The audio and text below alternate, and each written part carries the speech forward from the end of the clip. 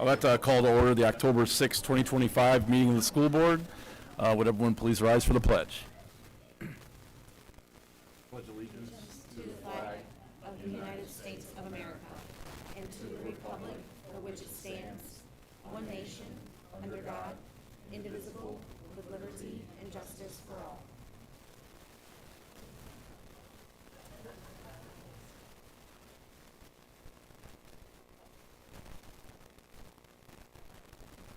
Amanda, did anyone sign up today? No? Okay.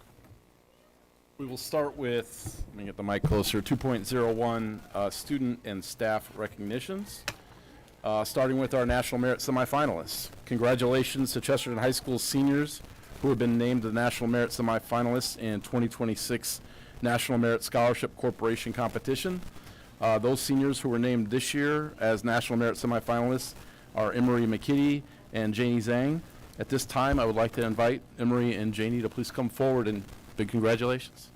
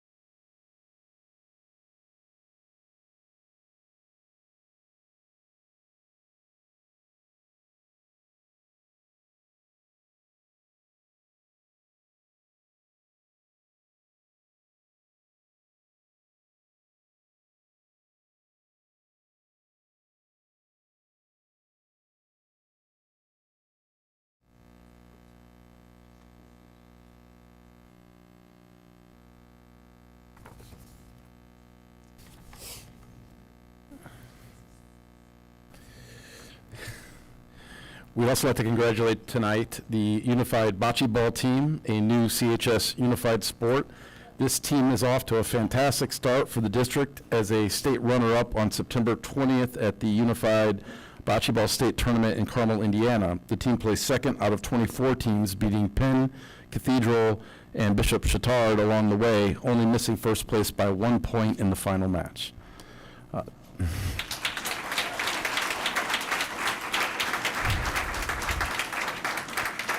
Our team members are Susie Fink, Kylie Flynn, Richard Boo Jagan, Kalana Johnson, Nate McBride, Cassidy Robinson, Kinsley Robinson, Jeremy Schmidt, Melody Stevenson, Brandy Wade, Sarah Waters, and Gavin Weiler. The team is coached by Jessica Evans. At this time, they're all up front, so congratulations.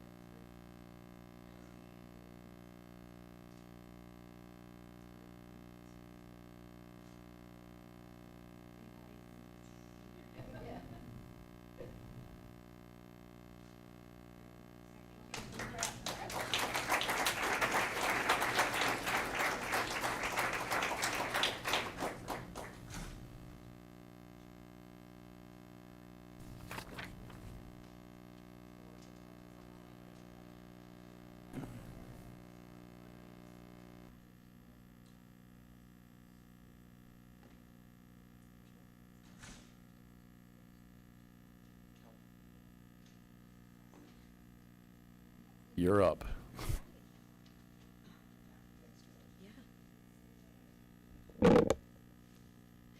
Good evening. I'm Kelly Hardwick. I'm the principal at Liberty Intermediate, and on behalf of both the Liberty campus and Westchester campus, we are proud tonight to recognize both of our intermediate and middle school level student councils with this month's Distinctively Doolin Inspire Award.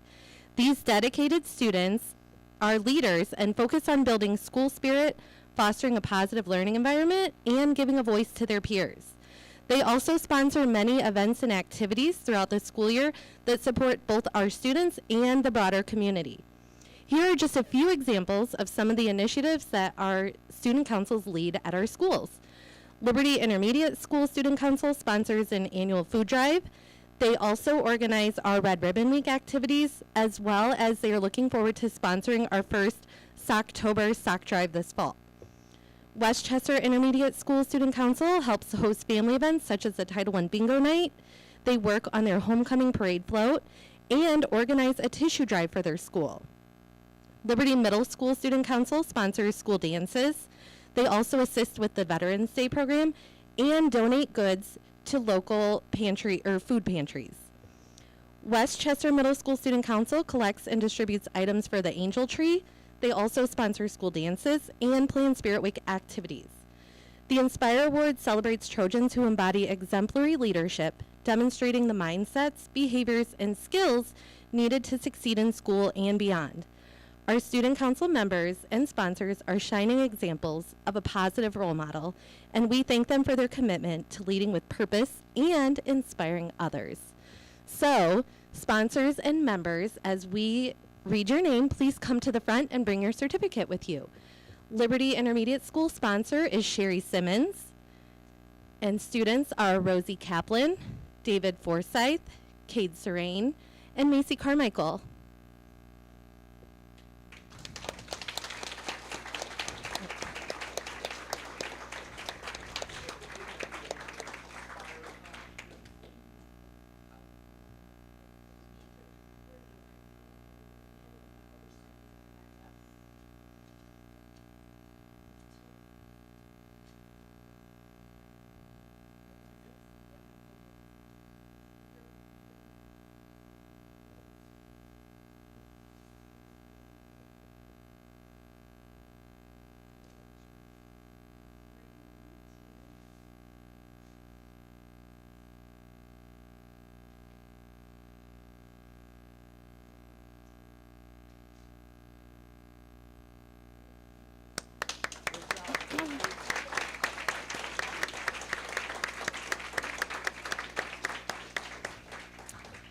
From Liberty Middle School tonight, we have our sponsors, Dora Becker and Carly Benendike. Also students, Ryan Serrain, David Brosas, Charlotte Rossi, and Adrian Clemens.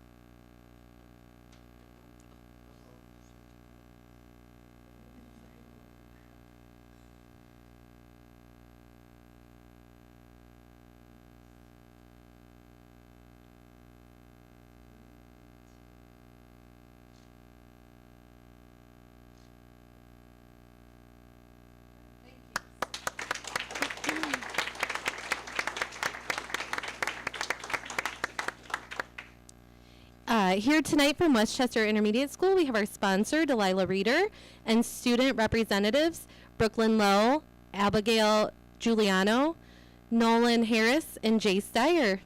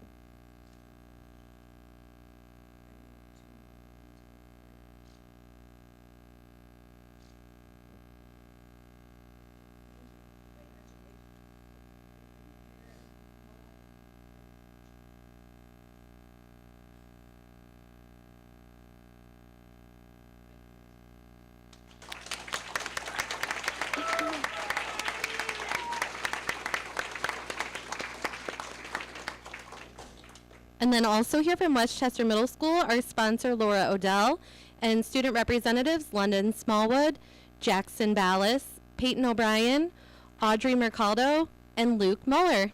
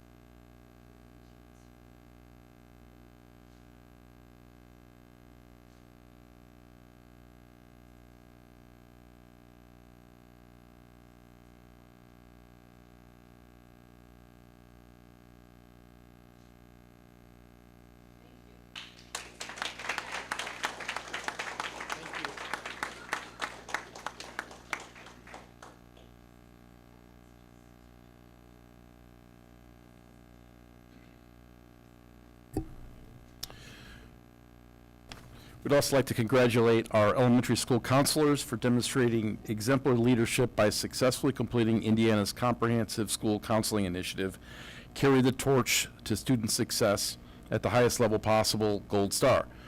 Indiana is now one of 6 states in the nation to earn reciprocity with ASCAS's RAMP program for its new Carrying the Torch to Student Success comprehensive school counseling initiative.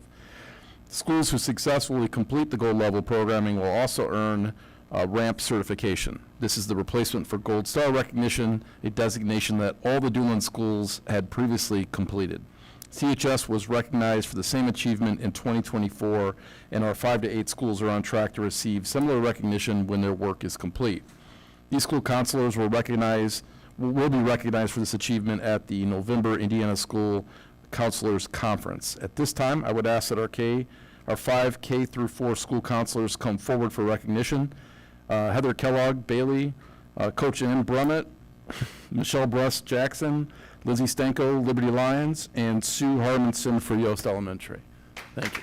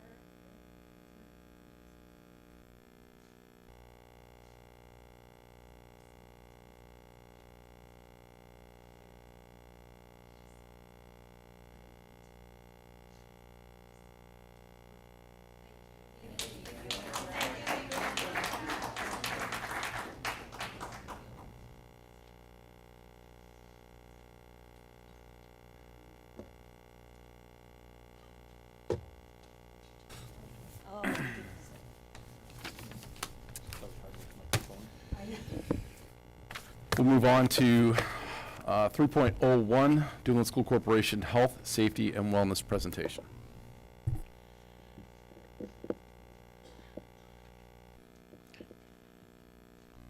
Thank you. From time to time, we always like to come in front of the board to talk about our safety, our health, and our wellness initiatives, or just to give an overview of our programs. And so I want to start on the safety side, and you can never go wrong with starting our safety talk without mentioning our school resource officers.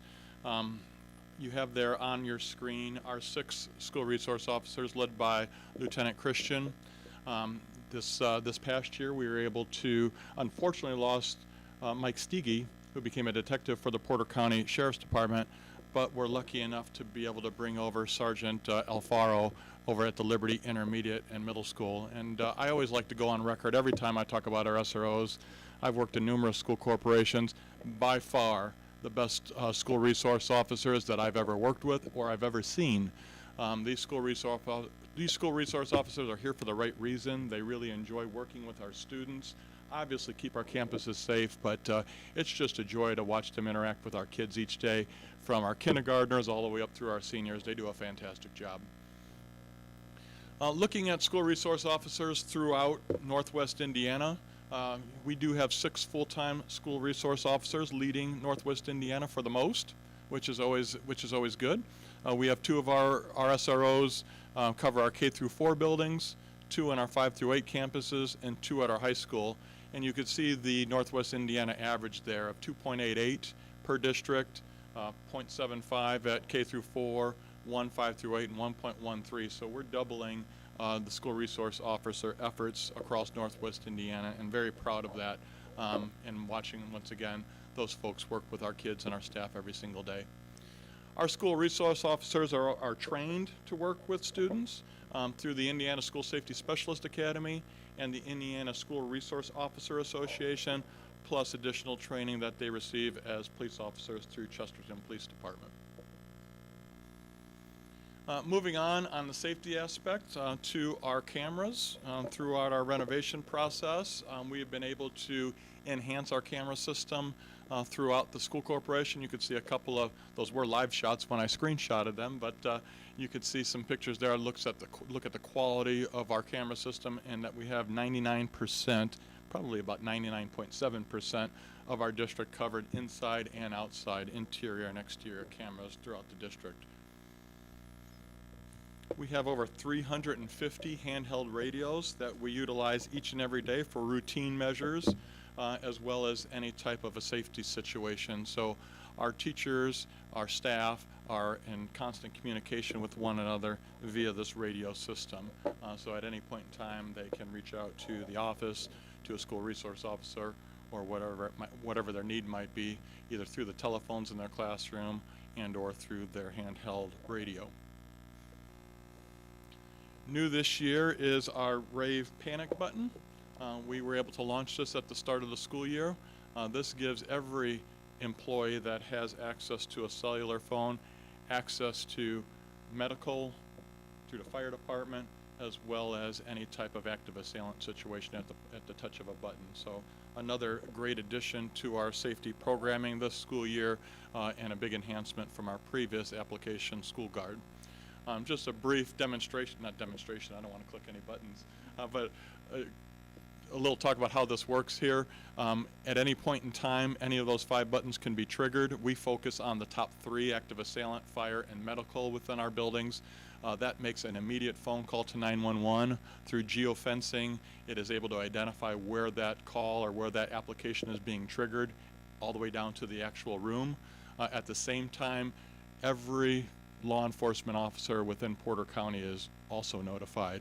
So we have a direct connection with 911 through an app. Every law enforcement officer is notified, and that starts that real-time collaboration between 911 and our first responders as they're responding to one of our buildings in the case of an emergency. We continue to revise and train regularly on our emergency response plan, which is filled with best practices in the area of school safety. Someone told me recently I might be getting carried away. It's at 207 pages right now, but there are requirements by the state, as well as making sure that all areas of school safety are identified within our plan. Not something that we expect our staff to memorize, but they have access to it, so they know if in any specific situation it's there to assist them, and they do have access to it via that application as well through the Rave Panic button digitally. Everything that we do school safety wise is based on the standard response protocol. See that poster there on the right hand side, and you'll find in all of our classrooms and throughout the hallways and all of our buildings. And so that is kind of the backbone of our safety plan and what we drill monthly on for all of our different safety drill requirements. New since the last time we reported is the Say Something Anonymous reporting system. That's through the Sandy Hook Promise. This is the ability for students to report via a mobile app, through a phone number, or their website, any type of safety concern that they might be dealing with, or they might encounter, or they might have heard about, as well as parents and community members. That sends a message to all of our administrators and school resource officers 24/7, gives us detailed information. It is staffed 24/7 by a crisis team down in Miami, Florida, so at no point in time, if there's a situation that someone reaches out, that it doesn't get answered. Whereas in the past, we had an email, an anonymous email that, if I was home sleeping and it didn't alert me, I had to wait for the next morning to see it. Now we get that phone call directly from Miami whenever there's a situation that needs immediate attention. And so our administrators, our school resource officers have done a fantastic job working with the Say Something app here for the last year and a half. We've also finished our changeover of all of our classrooms to what's called a storeroom lock. Previously, a room, to lock a room, a teacher would have to take their keys, go out in the hallway, and manually set their door to lock. And now, with a storeroom lock function, as long as the door is closed, it is locked from the outside. So we keep our classroom doors closed. That way we know from the hallway that they're automatically locked. So that's just a best practice safety measure that we've put into place in all of our buildings.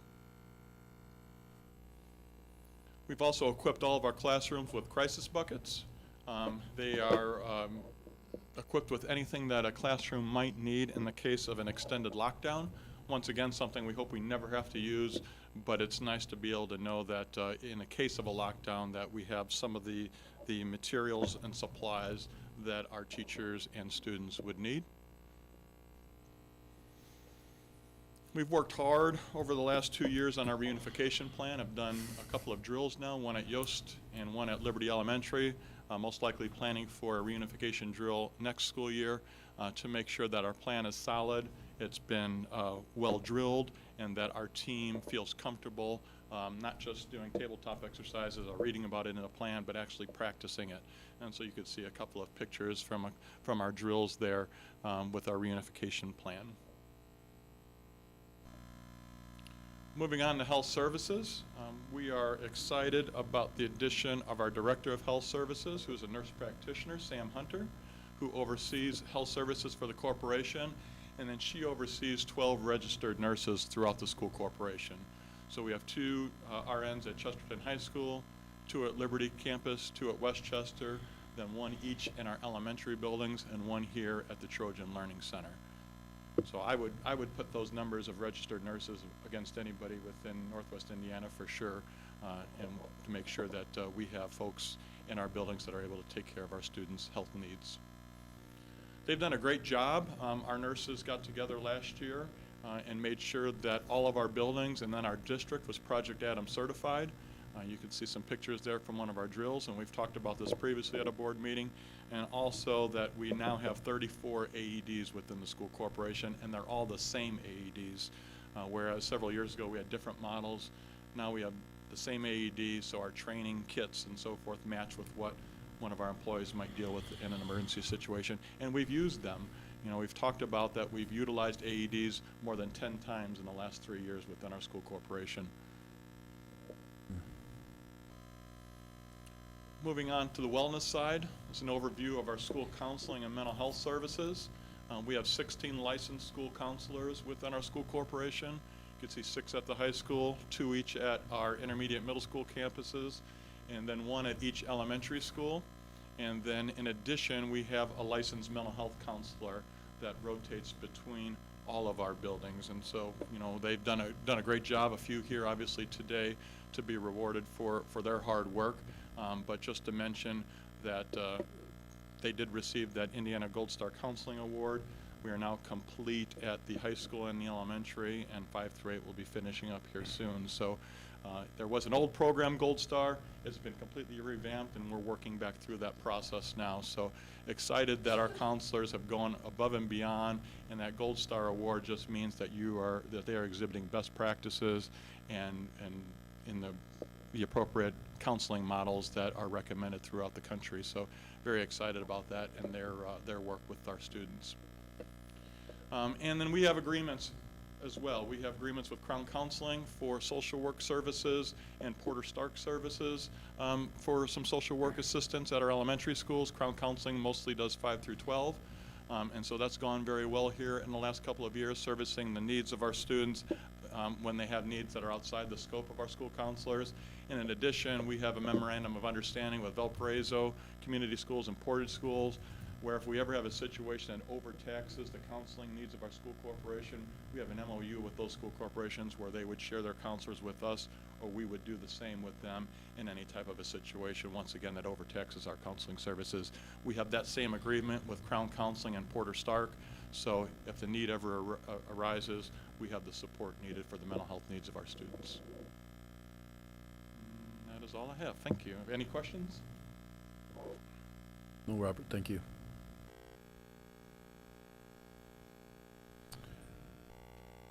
All right, having no one signed up for patron participation, we will move to the consent agenda, item 5, and I'll entertain a motion. Move to accept the consent agenda as presented. Sorry. Can you guys hear me? I made a motion to accept it. First and a second, any discussion? All in favor, please say aye. Aye. Aye. Any opposed? Thank you. 6.01, new business, Chesterton High School advanced placement fees. Thank you. The Duneland School Corporation regularly updates student fees in alignment with the Indiana Department of Education permissible guidelines, including costs for students enrolled in advanced placement courses and their subsequent exams. For the 25-26 school year, IDOE will provide subsidies for up to 2 STEM-related end-of-course AP exams and offer reduced fees for students who qualify for free and reduced lunch and tuition support. The College Board, the organization administering the exam, sets the cost at $99 per exam and $40 for canceled, dropped, or returned exams. DSC administration is requesting approval to set a fee of $99 per exam taken beyond those covered by the IDOE subsidy, along with a $40 fee for exams that are canceled, dropped, or returned during the 25-26 school year. Thank you, Dr. Pettit. I'll entertain a motion.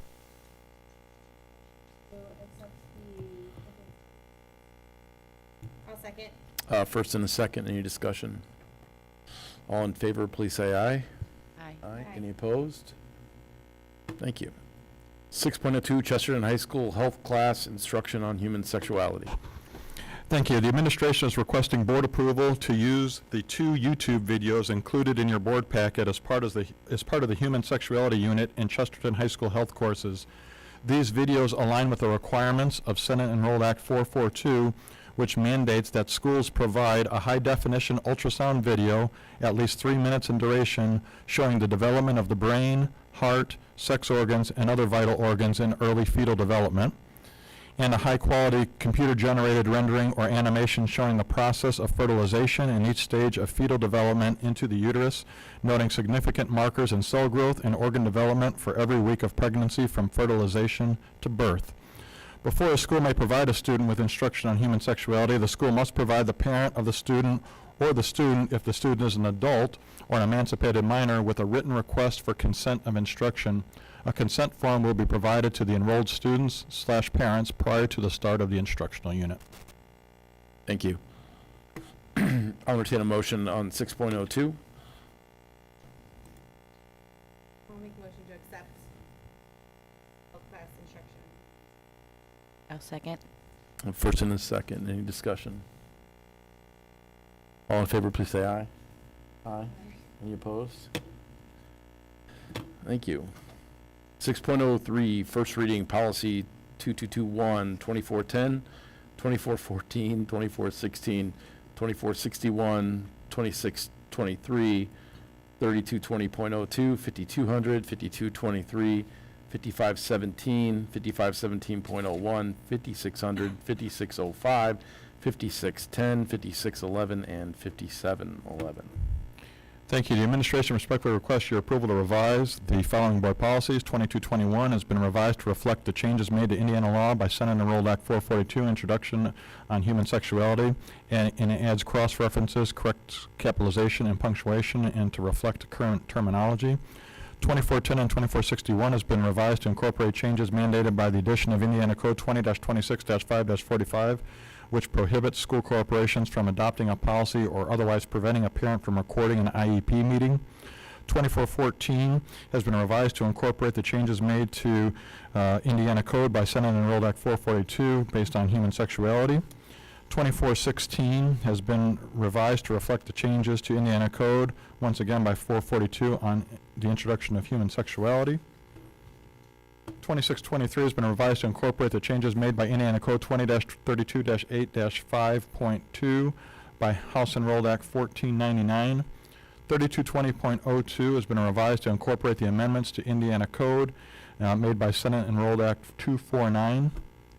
Policy 5200 was revised to incorporate the changes made by House Enrolled Act 482, absenteeism and student discipline, including the definition of chronically absent and the definition of a habitual truant student. 5223 has been revised to incorporate the changes made to Indiana Code 20-33-2-19 made by Senate Enrolled Act 255. 5517 is being revised to omit the parenthetical that reads, including gender status, sexual orientation, and/or gender identity due to the current interpretation of Title IX by the U.S. Department of Education. 5517.01 has been revised to incorporate the changes to Indiana Code 20-33-8-13.5 made by Senate Enrolled Act 255. 5600, which prohibits the suspension or expulsion of a student solely because the student is chronically absent or habitual truant. 5605 has been revised to prohibit the suspension or expulsion of a student solely because the student is chronically absent or habitual truant. 5610, this policy has been revised to add options for reporting expulsions and second suspensions to the Bureau of Motor Vehicles. 5611 is a technical correction and is to add the citation of Indiana Code 20-33-8-18 and to make the policy language consistent with Neola's other policies. And 5771 is being revised and it requires the parents be given the opportunity to collect student property if the student has died, transferred, dropped out, or otherwise withdrawn from enrollment in the school corporation. Thank you, Mr. McDermott. I'll entertain a motion for first reading on those policies. I'll make a motion to accept those first reading on those policies. Thank you. First and a second. Any further discussion? All in favor, please say aye. Aye. Any opposed? 6.04, final reading, policy 2131, 2340, 5462, 6111, 6116, 6151, 8121, 8451, 7300, 7310, 7455, 8405, and 8510.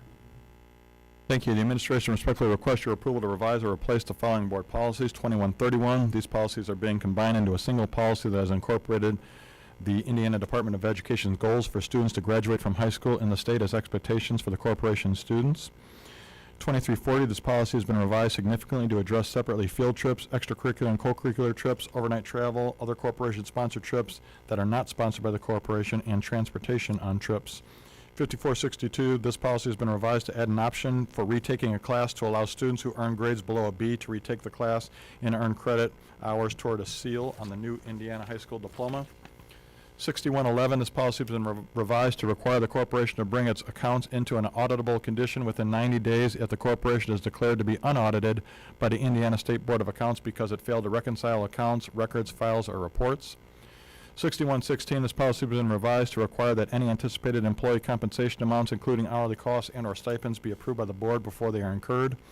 6151, this policy has been revised to address outstanding stale dated checks and insufficient fund checks. 7300, this policy has been revised to ensure compliance with amendments to Indiana Code sections resulting from Senate Enrolled Act 2070 and Senate Enrolled Act 391. 7310, this technical correction has been made to add the drafting note advising the board to use the same amount in this policy as was used in Board Policy 7450.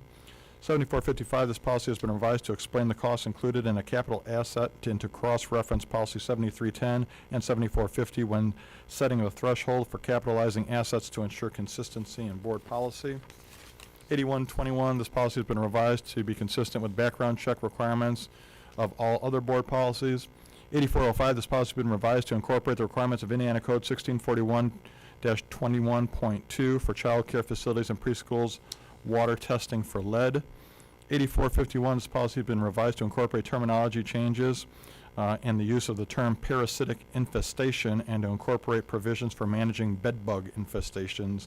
And 8510, this policy has been revised to ensure compliance with current federal laws and regulations regarding nutrition and include the non-discrimination provisions required by federal laws and regulations. Thank you. I'll entertain a motion to approve those policies on second reading.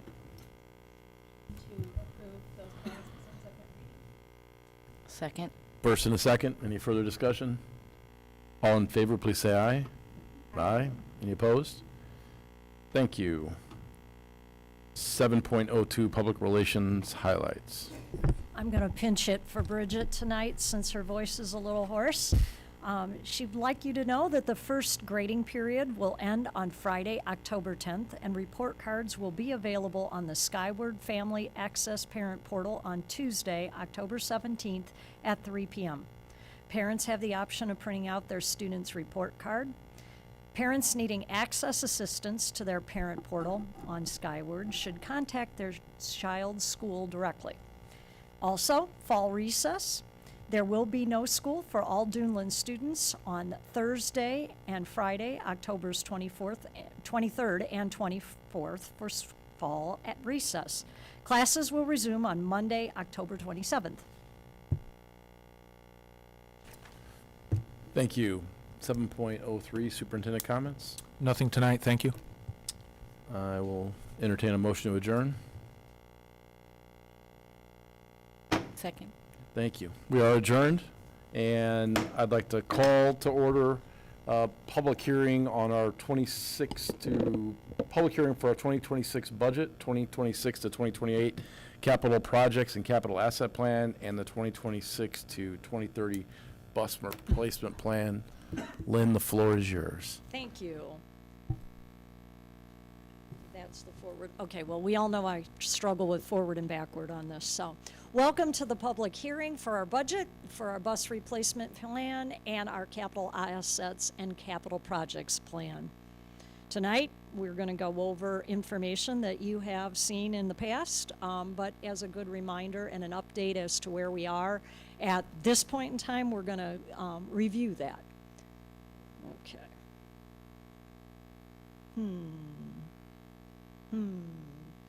Okay, Amanda's going to help me out on that. Okay, because the remote doesn't want to work. Brandon asked me if he was getting silos or buckets. Tonight you get pots of gold. I figured we needed something different. All schools operate with an education and an operations fund. We also, most have a debt service fund, and some schools like us have an operating referendum fund, and some even have a capital referendum fund. So those are our main school accounts. Next. So then you say, well, where does that money come from and how do we get that? Briefly, we're going to look at our operations fund. It gets its money from property taxes. Those are the community approved funding that is either for 7 or 8 years, and it is a rate per $100 of assessed valuation and is not subject to the property tax caps because they are specifically approved by the community. The current Dunlin operating referendum was a renewal of the 22-cent tax rate and lasts through budget year 2026. By statute, as a renewal, it was a 7-year referendum. Currently, the school corporation is seeking to renew our referendum here in November of 2025, 1 year early as a result of the changes to the referendum process, specifically that the community vote for the continuation of a referendum can only occur in November. Under these new rules from Senate Enrolled Act 1, if we wait until November of 2026 to seek this approval, we would not know our outcome until the time at which we're making these budget decisions, and it is difficult to make personnel decisions and budget decisions in the middle of a school year. Positive or negative, changes in the middle of a school year would be disruptive to the educational process. I'm going to say more about our referendum moving forward in a few minutes. Next, we have our debt service. Well, you can leave that one there, thank you. Debt service fund, its source is also property taxes. The funds are based upon the repayment due in the budget year, which is the calendar year. We are also allowed to include a minimal operating balance along with the actual payment amounts so that there is a small amount of emergency funding available to make the debt payments should property taxes be delayed. It's been, since the pandemic, we have not had any delays. Our education fund's primary source is state support. Funding from the state of Indiana is determined by each school's student enrollment count in October, and then it is adjusted subsequently in February. Lastly, on this chart, you see our operations fund. The operations fund receives money from both property taxes and a portion of the state funding that is transferred from the education fund to it. Property taxes are set by a state maximum levy. The amount of funding can be transferred to the education from the education fund cannot exceed 15% of that total ed fund revenue. There's not a specific punitive mandate on that percentage, but the state does examine and make sure that we stay under that amount. If you don't, you get on the what they call the naughty list, which is just a public list of school corporations who have transferred more than 15%. For 2026, we are proposing an 8.4% transfer from education to operations, which equates to $4,104,000 over the course of calendar 26. Once this dollar amount is set, it cannot be increased. On the flip side, it should be noted that the board may, at any time throughout the budget year, in a public meeting and by resolution, reduce that ed to ops transfer amount. Administration does monitor each month to ensure that Dunlin does not exceed the allowable amount and recommends the actions to take should that occur. And we did reduce that 1 year in our recent past. Next slide. After losing students during the pandemic, closing the out-of-district in-person student enrollment, and with smaller kindergarten classes than our graduating classes, we're happy to report that our 25-26 enrollment appears to be higher overall than last year. Good news. The continuation of the Northwest Indiana Online School has not only provided students with an additional opportunity to complete their K-12 career, but has also helped serve as an offset to those loss of out-of-district student enrollment. The Indiana General Assembly adjusts the state formula and the amount of funding that it will provide to K-12 education during the legislative session of each state biennium. Earlier in 2025, that was a budget-making session, and both the formula as well as the total funding dollars were adjusted. Overall, the average increase in state support was approximately 2%. Dunlin will see that 2% funding increase for the 25-26 school year, but that increase is slated to be less than 1% in the 26-27 school year. It should be noted that this legislation added the curricular materials funding to the formula, which makes it look like we're receiving new money, but really it is nothing more than adding a categorical amount of funding that was not included in the past in the formula to that base that we receive each month along with our normal state support. This leaves each school corporation to manually separate the curricular materials funding out from the overall general funding in order to ensure that curricular materials remains available to pay for our materials, student instructional supplies that are needed for student instruction. Since the primary focus of the 2025 legislative session was to provide additional property tax relief to our individual taxpayers beyond the current 1% tax cap, the state funding formula increases were minimal and, as noted, only approximately 2% across all school districts statewide. Unfortunately, that provides little opportunity to increase or expand student programs or services or to even keep up with inflation. Next slide. We're going to look at each fund. We're not going to read those. Our education fund is primarily to support direct instruction and is primarily people. It also includes those curricular materials, textbooks, workbooks, instructional student supplies, and instructional software up to that newly allocated amount that was the state now provides.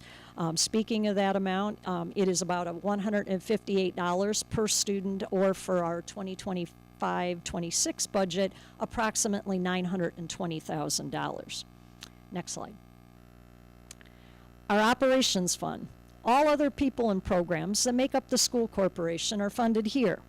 Recall that in 2019, the state combined and eliminated the separate transportation, bus replacement, and CPF funds and created the single operations fund. The operations fund also includes the former general fund non-instructional people and items such as custodial folks, maintenance, utilities, and central administration. Since those services and non-instructional expenditures did not just vanish because the general fund was changed, they were reassigned to the operations fund. I am continuing here to repeat this all these years later because this combination of funds and reassigning these other expenses back from the general fund to the operations fund is why we transfer part of our state support to the operations fund. Next slide. This is just a kind of a graphic representation of what does that operations fund cover. It is the people outside of instruction, so bus drivers, maintenance, custodial, and corporation administrative support. It's also utilities, corporation property and casualty and cyber insurances, and it also has some of these other things like bus fuel and bus replacement in there. But the top getters are people, utilities, and insurance. Next slide. Debt service. The debt service and fund includes the outstanding debt payments for the budget year. And we have general obligation bonds, holding corporation lease rental payments, common school fund loans, and our debt service fees. Next slide. Thank you. That is a lot of numbers, and that is our remaining payment obligations from now through 2041. As we discussed at the time that the capital improvement debt was approved in 2021, repayment of this undertaking replaced the vast majority of our existing debt. We added a GO bond in 2023 that we began repaying in 24. We added a GO bond in 24 that we began repaying this year, and we added a GO bond here in 25 that we will begin repaying in 26. We also obtained a common school fund loan to assist with the cost of replacing student iPads and Chromebooks. These bonds have provided the corporation with the opportunity to update and improve our instructional, co-curricular, and extracurricular facilities throughout the entire district. Next slide. The referendum fund. The referendum fund may fund any lawful expenditure other than debt payments that the school corporation has. Our referendum fund assists with teacher salaries, stipends, and teacher retention, student aids in the classroom and lunch, reading specialists, instructional coaches, nurses, high ability aides, multilingual programs, teacher and aides, our SROs, unique student experiences, professional development for our teaching staff, and special programs in accordance with the corporation's strategic plan. Next slide. This is something we haven't seen before. This is the referendum proposed revenue spending plan. For referendums with a different tax amount than were previously approved by statute, the school board must annually adopt a spending plan for those funds. This was the plan that was adopted by the board in June of 2025 in order to pursue the current referendum renewal process, since our proposed rate of renewal is different. The format is prescribed and must account for the maximum amount for which the school corporation may levy. In the upcoming renewal, the maximum amount that the school corporation may levy is $16,179,502 or 39 cents, whichever is less. As a result of the 2025 legislative changes, not only did this time frame change referendums to November only, but the legislature also put constraints on the amount of funding that a referendum levy and rate could provide to the school corporation. In the past, the 22-cent referendum rate was applied to the assessed valuation amount, and the dollar amount to be received was a mathematical levy result. As AV grew, the levy grew, even though the rate remained constant during the entire referendum. Now, the new legislation sets that maximum rate and maximum levy, and those remain in place throughout the 8 years. Neither can be exceeded at any time. Thus, as AV grows each year, the maximum rate that we use will produce a smaller levy amount than the actual maximum levy amount. So, while the school corporation receives the referendum funding that was approved, the amount cannot grow unchecked during the referendum period. That's a mouthful. Therefore, in order to have enough funding in later years, the board may determine that it is prudent to levy the maximum amount in the early years of the referendum cycle and save those funds for use in later years, or it may simply levy only the minimal amount needed to fund the current year budget. Next slide. This is a picture representation of what we would propose that $16 million would cover. It shows that we are proposing that we would levy that maximum rate, but we would only budget to spend what we immediately need in 2026, and the unbudgeted funds would be put in the rainy day fund as a savings for future years. Next slide. On to our plans. The bus replacement plan for 2026 through 2030. Buses may be replaced on a 12-year cycle. We have generally held to the replacement cycle and occasionally had to replace a bus earlier than 12 years if the repair cost had become significant given the age of the bus. We have also kept buses with low mileage and minimal wear and tear longer than 12 years and used those as spares. The budgeted replacement costs are based on the type of the bus. The replacement for the year is the number of buses that are eligible for replacement in each of those years. In 26, it reflects that we have chosen, although there are 4 buses that could qualify, we have chosen that we will replace 3 because those 3 are having significant mileage and require ongoing maintenance that is beyond the normal maintenance and repair. You can see that we're facing some years that that number will increase significantly of what's eligible, but at each year our mechanic staff and our director reviews each of those buses to make sure that it does need to be replaced at that particular period in time. So some of those may not actually need to be replaced in the years shown, but those would be what we know about right now as potential for replacement. When bus replacement was its own fund prior to 2019, there was no question about adhering to the plan and having enough money to fund the eligible buses because the tax funds were specifically levied for that purpose and they were maintained in a separate bus replacement fund. Now that bus replacement is part of the operations fund, we have to do a little bit of a balancing act between strict adherence to the plan versus reallocation of funds to other operational expenses. Next slide.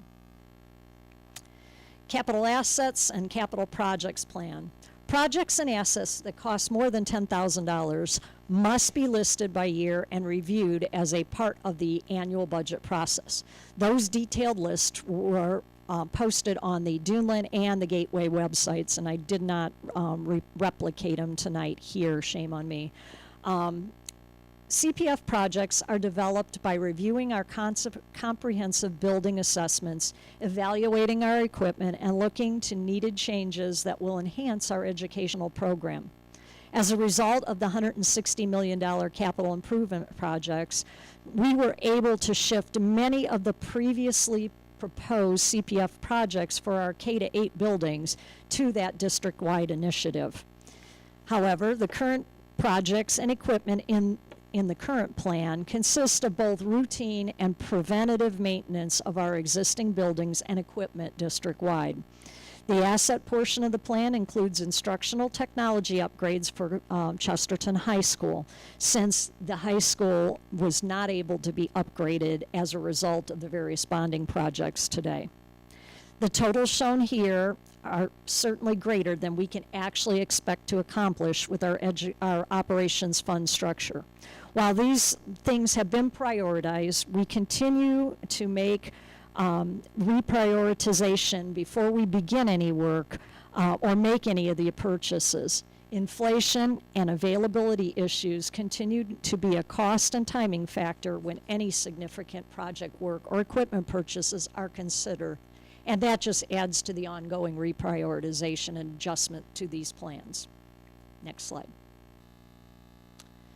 This is a statutory notice regarding the budget hearing and adoption.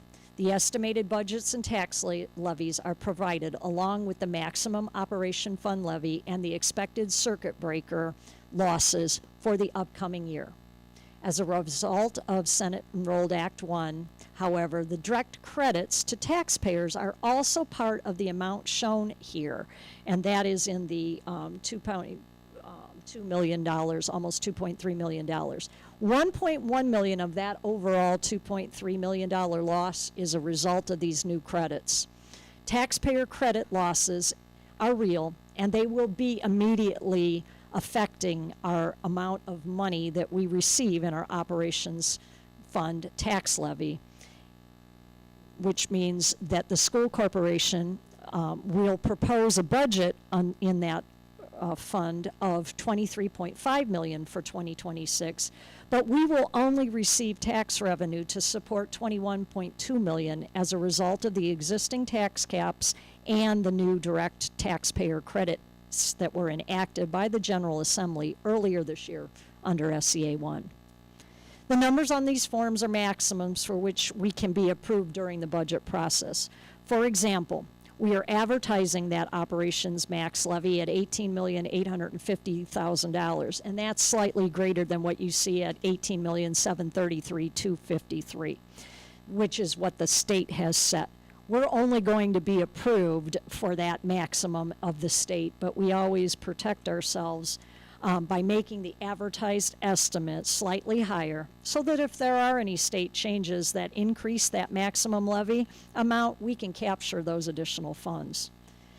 The debt service levy is higher than in 2025. This is expected as a result of the capital improvement projects undertakings, the general obligation bonds, and the common school fund loan repayments. As we noted previously, this amount represents the actual amount required for repayment during calendar 25. The operations fund levy is greater than last year because that levy amount is simply a state-determined multiplier this year of 4%, and it is applied to the prior year's levy, which then makes a mathematical increase to the amount that we are eligible for. This process is used with schools throughout the state, and it's set by the state. The levy for the referendum fund. Shown here is the entire 39-cent maximum levy for which we are eligible if the November 25 referendum renewal is successful. A final rate and levy will be determined when the DLGF completes its review of our budget in December. A final opportunity is provided to the board at that time to reduce that amount if they desire. Next slide. Assessed valuation growth for the last year was 2.1% for the referendum fund and 0.9% for the operations and debt fund. That's the first time in a very long time that our actual levy or our actual AV growth was so minimal. What you see there is that what we are going to advertise and what we actually, the growth that we expect. Those have already been set by our county, so the numbers that we have there for actual pay 25, 26 are real. The circuit breaker effect, though, continues to impact the amount of tax funds we actually receive. And now with these additional credits to homeowners for property tax relief from SEA 1, as we just noted, although we put up a $23.5 million budget, we will need to reduce that budget for the loss of revenue that the circuit breaker and tax credits cause. That reduction will be made by limiting the potential capital projects and assets items that we actually pursue. As the circuit breaker and tax loss credits continue, the already limited growth in the operations fund revenue make it difficult to support the increased costs for routine maintenance, fuel, electricity, heat, and all other expenses that we can't control. And really that's no different than the challenges that we all face in our own households with budgets and what we need. Next slide. The expected 2026 total school tax rate is approximately 22.1 cents higher than what was actually approved for 2025. We are projecting $1.25.28 for 26 versus $1.314 that was our actual. This is a result in the change of the proposed referendum tax rate. Should the referendum not be renewed at the new rate in November, the prevailing 22-cent rate will remain in effect through calendar 26, and the overall budget or the overall tax rate will be reduced to reflect that change. The referendum budget will also be reduced to match the reduced revenue. 2026 would be the last year for the referendum funding if the current renewal does not pass. Last slide. Changes, challenges, and what is happening beyond 2026. Curricular materials. State funds are insufficient to really cover all the needs that exist for curricular materials and instructional software. That gap is covered by our OPS fund in 25, but it will be covered by the referendum fund in 26 and beyond due to the circuit breaker and tax cap credit losses that reduce our operations fund revenue and budget. Corporation contributions to TURF. That has increased or will increase for 26 from 9.5% to 10.1%. That equates to approximately $160,000 to $180,000 additional cost in 2026. The education and referendum funds, where teacher retirement is paid, will be affected. Increased fixed costs. Goods, services, fuels, utilities increase and continue just like at home. Annual ongoing student device replacement. Devices were initially purchased on a 4-year lease and were all the same age. A planned replacement schedule that is ongoing was enacted last year, so this is year 2 of that planned cycle, so that we are not leasing, but we are paying that as we go. The last big challenge is Senate Enrolled Act 1 from the General Assembly and how it is affecting our property tax and our property taxpayers. The effects of this legislation include not only the direct property tax relief credits to taxpayers that are already noted, but it also resets the net assessed valuation of individual taxpayer homes over the course of the next 6 years by decreasing the taxable AV more quickly than market value of our properties are increasing. This change essentially decreases the annual revenue available to the operations fund and leaves no method to recoup that lost revenue. Lastly, Senate Enrolled Act 1 also has provisions to phase in revenue sharing of our already reduced operations fund levy dollars with our local charter schools. There are also likely other effects that will be uncovered as time and legislative interpretations move forward. Sadly, this loss of funding with no mechanism to replace it puts us at real risk of having to scale back programs, staffing, student experiences, and health and safety initiatives that our community would expect. Last thing, the budget will be adopted on October 20th. At that time, the board still has an opportunity to reduce any budget, levy, or tax rate for 2026. The board may also make additional reductions when the budget is actually received in November. So final adjustments will be provided through a resolution that you will approve on the October 20th board meeting. Time for me to say, Dr. Pettit, any added information that you would like to provide prior to the board opening the public portion of this meeting? Thank you, Lynn. Very comprehensive.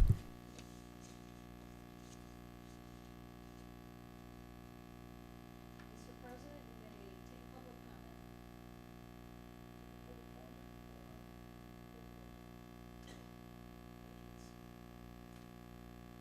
comment.